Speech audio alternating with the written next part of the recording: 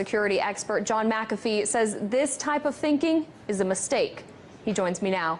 John, why do you think the word bubble cannot be applied to Bitcoin? Well, first and foremost, Bitcoin is not a fiat currency. It costs over $1,000 to create a Bitcoin today in electricity and computing costs.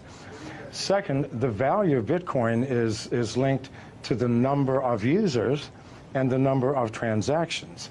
It is not a speculative investment, even though it is being used as such by many people. As the Bitcoin network grows, the value of Bitcoin grows. As people move into Bitcoin for payments and receipts, they stop using US dollars, euros, Chinese yuan, which in the long term devalues these currencies. So what you're seeing is more of a currency devaluation than a bubble in Bitcoin. As more people use it, it has more intrinsic value. And again, the cost of producing a Bitcoin increases with the value of the Bitcoin. So this is not something that we're pulling out of thin air. This is something that's created with massive amounts of electricity and computing power. Well, someone who disagrees with you on the term of bubble when it comes to Bitcoin is Mark Cuban. Back in June, he tweeted, "I think it's a bubble. I just don't know when or how much it corrects." When everyone is bragging about how easy they're making money, that equals a bubble. Now, when he tweeted that, Bitcoin dipped in price.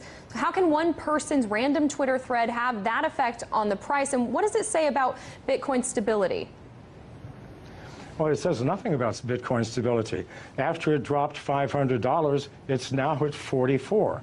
So these temporary fluctuations are meaningless, created by speculators, people who do not understand the fundamental technology of the blockchain. Those who do know that in the long term, these fluctuations will make no difference. The more people who use Bitcoin, the more valuable it will become. This is the only metric we can use. Now, Bitcoin and blockchain go hand in hand, but blockchain's ability to track financial transactions in a way that is incorruptible, it gives it infinite amount of uses outside of the original purpose of using it for Bitcoin. Do you see blockchains overtaking certain aspects of the financial system as we know it now? It will take over all aspects.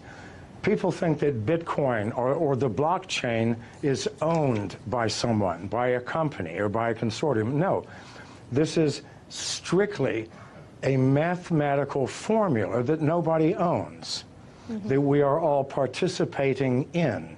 And we use the blockchain for everything from fixing supply chain problems in corporations to verifying the authenticity of the sender and receiver in a financial transaction. It is the most powerful technology that the world has seen, I believe, since the invention of agriculture. Now, John, we've showed our viewers Bitcoin's rise just in the past month, and we can show it to them again if it's up there. But on July 17th, 1 month ago, you tweeted that Bitcoin's low of 1,800 yesterday simply could not be maintained. In the long term, Bitcoin moves above 500,000 within 3 years. Bet, you ask? So I ask you, John, do you stand by your statement? Well, keep in mind, as Bitcoin grows and grows in value, other currencies, national currencies, are going to decline. So the advantage to using Bitcoin, the advantages are huge. If I do a wire transfer, it'll take me 24 hours. If I do a Bitcoin transfer, it takes me 30 seconds. It is instantaneous.